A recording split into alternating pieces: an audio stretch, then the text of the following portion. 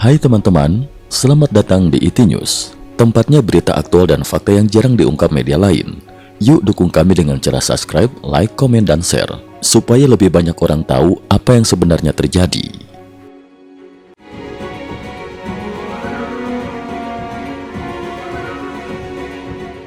Salam pemirsa, 21 Juli 2025, perang Rusia-Ukraina terus menampilkan babak baru yang makin sulit diprediksi. Pada Minggu 20 Juli 2025, Ukraina melancarkan 3 gelombang serangan drone ke arah Moskow dalam satu hari, memperlihatkan wajah baru peperangan modern. Drone kini menjadi senjata utama dalam pertahanan dan penyerangan jarak jauh antar kota bahkan antar negara. Hujan drone di atas Moskow, sistem pertahanan Rusia gagal total. Pada dini hari, lebih dari 100 drone Ukraina menyerbu Moskow. Sekitar 20 di antaranya berhasil menembus sistem pertahanan udara Rusia yang dikenal sangat kuat, bahkan sempat memasuki kawasan pusat kota. Malam itu, ledakan dan sirene serangan udara meraung di seluruh Moskow, menjadi pemandangan yang diperkirakan akan semakin sering terjadi ke depan. Rusia sebenarnya memiliki sistem pertahanan udara canggih, Pansir S-1, yang menggabungkan rudal dan meriam anti pesawat. Namun pada serangan kali ini, sistem tersebut justru mengalami kegagalan tragis. Salah satu rudal yang ditembakkan untuk menghalau drone malah mengenai sebuah apartemen di Moskow, menimbulkan korban dan kepanikan warga.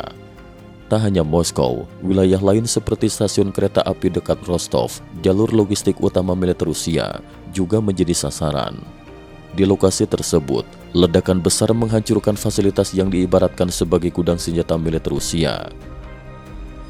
Kiev dihantam rudal hipersonik Dagger, warga berlindung di stasiun metro. Pada waktu yang hampir bersamaan, Kiev juga tidak luput dari serangan. Namun berbeda dengan Moskow yang dihujani drone, ibu kota Ukraina itu digempur rudal hipersonik Dagger buatan Rusia. Satu rudal Dagger bernilai hingga 10 juta dolar AS. Rekaman warga memperlihatkan 3 rudal Dagger meledak hampir bersamaan di pusat kota, memicu gelombang kejut dan kepanikan massal.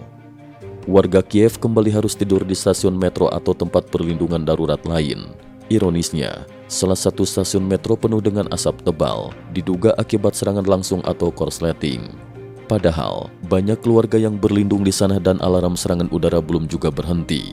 Pada pagi harinya, kebakaran melanda sebuah mal, sebuah taman kanak-kanak TK terkena dampak, dan bahkan kedutaan besar Azerbaijan ikut hancur, menjadikannya kedutaan asing ke-11 yang jadi korban dalam perang ini.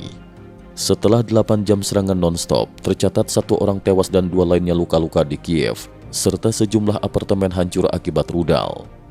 Jika warga tidak mendapatkan peringatan dini, jumlah korban diyakini bisa jauh lebih besar. Amerika Serikat tempatkan bom nuklir di Inggris untuk hadapi ancaman Putin.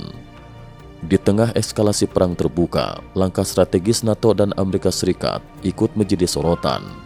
Dilaporkan, AS untuk pertama kalinya dalam hampir 2 dekade kembali menempatkan bom nuklir taktis di Inggris. Beberapa hari terakhir, bom termonuklir tipe B6112 yang memiliki akurasi tinggi dan daya ledak variatif 0,3 hingga 50 kiloton dipindahkan ke pangkalan Lakenheath, Suffolk, Inggris. Sebagai gambaran, bom atom Hiroshima hanya berkekuatan 15 kiloton dan menewaskan 140.000 orang. Satu bom B6112 mampu menghasilkan daya rusak 3 kali lipat lebih dahsyat. Langkah ini diambil untuk merespon ancaman nuklir yang sering dilontarkan Presiden Rusia Vladimir Putin. Ini adalah penempatan pertama sejak tahun 2005, di mana bom-bom tersebut dipindahkan langsung dari pangkalan udara di New Mexico, Amerika Serikat. Pernyataan kontroversial Jenderal Amerika, NATO siap rebut Kaliningrad dari Rusia. Situasi memanas ketika Jenderal Christopher T. Donohue, Komandan Angkatan Darat Amerika untuk Eropa dan Afrika, secara terang-terangan menyatakan bahwa NATO mampu merebut wilayah strategis Rusia di Baltik dalam waktu singkat jika diperlukan. Wilayah kecil yang terjepit antara Polandia dan Lituania itu memang sangat strategis bagi Rusia. Pernyataan ini memicu reaksi keras dari Moskow. Ketua Komite Urusan Luar Negeri Parlemen Rusia mengancam akan menggunakan senjata nuklir jika Kaliningrad sampai diserang. Ukraina uji strategi baru, perburuan hingga ke benua lain. Selain medan perang utama, Ukraina juga melakukan serangan dan operasi intelijen hingga ke luar negeri.